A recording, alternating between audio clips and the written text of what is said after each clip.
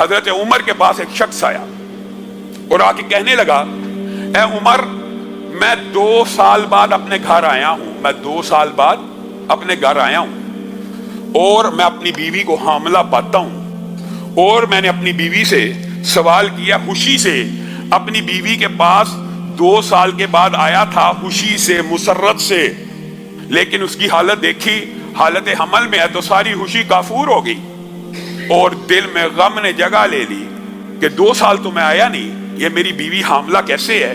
جب میں نے عمر اس سے استفسار کیا تو وہ کہنے لگی، اللہ کی قسم، میرے پیٹ میں جو حمل ہے تو ہی اس کا باپ ہے۔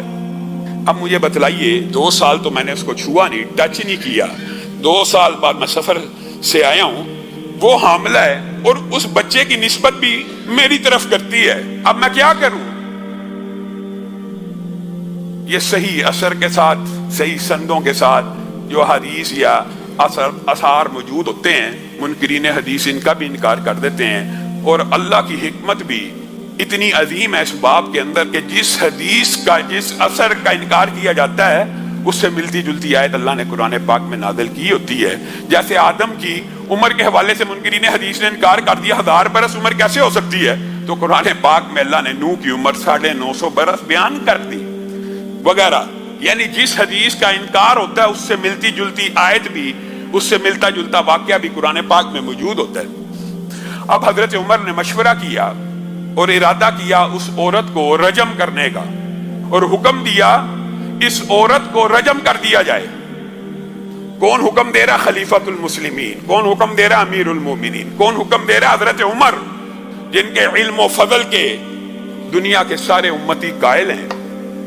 پاس ہی معاذ ابن جبل بیٹھے ہیں، کہا عمر میں آپ کے فیصلے کو چیلنج کرتا ہوں، میں آپ کا فیصلہ نہیں مانتا، آپ اپنی اصلاح کریں۔ کون کہہ رہا ہے؟ ایک رتبے میں، مقام میں کم درجے کا صحابی اعلیٰ درجے کے صحابی کو ٹوک رہا ہے۔ وجہ کیا؟ وجہ اس کے بعد دلیل ہے، یہ نہیں ہے کہ میں تیرے سے بڑا عالم ہوں، سب کو پتا عمر بڑے عالم ہیں۔ جس طرح عثمان قرآن کے قاری تھے لیکن حضرت علی نے آ کے ٹوک دیا، اسی طرح یہاں پہ معاذ ابن جبل حضرت عمر کو ٹوک رہے ہیں۔ لیس لک علی ما فی بطنہا، لیس لک، اے عمر، لیس لک، آپ کے لیے نہیں ہے، علی ما فی بطنہا سبیل، آپ اس عورت کو رجم میں سزا دینا چاہتے ہیں، ٹھیک ہے، یہ ملزمہ ہے، یہ ملزمہ ہے، مجرمہ ہے آپ کی نظر میں، آپ اس کو سزا دیں تو دیں۔ اس کو کس جرم کی پاداش میں آپ سنسار کر رہے ہیں؟ رسول اللہ کے دور میں بھی ایسے واقعات ہوئے تھے، شبیبہ غامدی آئی تھی، رسول اللہ نے وضع حمل کا انتظار کیا تھا، سزا لاگو کرنے سے پہلے وضع حمل کا انتظار کیا تھا، کیونکہ پیٹ میں جو بچہ وہ بھی ایک جان ہے۔ ہمارے معاشرے میں بھی یہ غلط العام مشہور ہے، جی بچہ پیٹ میں ہو، ڈاکٹر بتا دیتے ہیں اس کا برین ابھی پورا نہیں بنا، اس کے اعضاء بھی پورے نہیں بنے، علماء نے، جی بعض علماء نے فتوے دیے ہیں جی اس کو ابارشن کر دیا جائے، اس کو قتل کر دیا جائے، اس کو ابارٹ کرنا جائز ہے۔ یہ آپ لوگوں نے خود کہانی بنائی ہوئی ہے، کسی عالم کا یہ فتویٰ موجود نہیں ہے، اور اگر موجود بھی ہے قرآن و سنت کے خلاف ہے۔ وجہ یہ ہے، زمین کے اوپر آنے کے بعد، دھرتی کی پشت کے اوپر بچہ جننے کے بعد بھی یہاں پہ کئی بزرگ ہیں جو معذور ہیں، کئی نوجوان ہیں جو معذور ہیں، کئی بزرگ ہیں جن کا دماغ کام نہیں کرتا۔ کیا کسی عالم دین نے یہ فتویٰ دیا جو بیمار ہے اس کو قتل کر دو؟ جس طرح دھرتی کی پشت کے اوپر کوئی بیمار ہے اس کا قتل کرنا حرام ہے، اسی طرح ماں کے پیٹ میں بچہ بیمار ہے اس کا قتل کرنا بھی حرام ہے۔ یہ آپ کو کسی نے مغالطہ ڈال دیا ہے کہ بیمار بچے کو قتل کر دیا جائے۔ کیوں کیا جائے؟ اگر بیماروں کا قتل جائز ہے تو پھر بوڑھوں کو بھی کر دو، پھر جن جن کی یاداشت چلی گئی ہے سب کو قتل کر دو، جو نوجوان معذور ہو گئے ان کو قتل کر دو۔ یہ خود ساختہ فیصلے، یہ من گڑت فیصلے، یہ قرآن و سنت کے خلاف ہیں۔ یہی بات معاذ ابن جبل حضرت عمر کو کہہ رہے ہیں، لیس لک علی ما فی بطنہا سبیل، اے عمر آپ عورت کو رجم کرنا چاہتے ہیں کر لیجئے، اس بچے کا کوئی قصور نہیں، ہم اس کو رجم نہیں ہونے دیں گے۔ حضرت عمر رک گئے اور کہا وضع حمل کا انتظار کیا جائے۔ عورت نے بچہ جنا،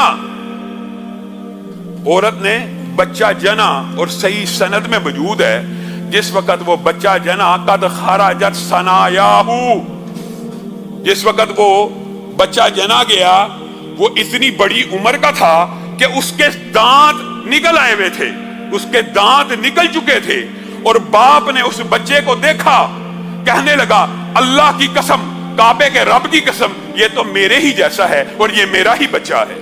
حضرت عمر تک یہ خبر پہنچی۔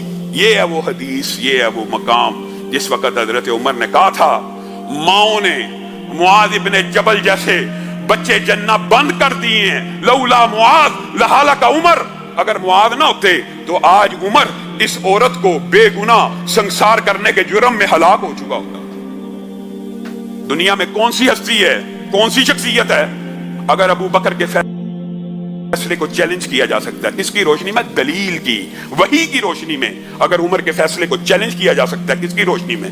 یہ نہیں فلاں نے کہا ہے، فلاں نے کہا ہے، معاذ ابن جبل نے کہا تو چیلنج ہو جائے گا، عبداللہ ابن عباس نے کہا تو چیلنج ہو جائے گا، نہیں، دلیل کی روشنی میں۔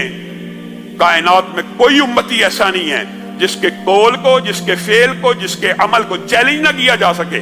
ہاں، چیلنج کرنے کے لیے دلیل ہونا ضروری ہے، اور دلیل اسلام میں وحی ہے، اور وحی کی دو ہی قسمیں ہیں، ایک اللہ کی آیت قرآن ہے اور دوسرا مدینے والے کا فرمان ہے۔ بس بات ختم، کلیئر، واضح بات ہے۔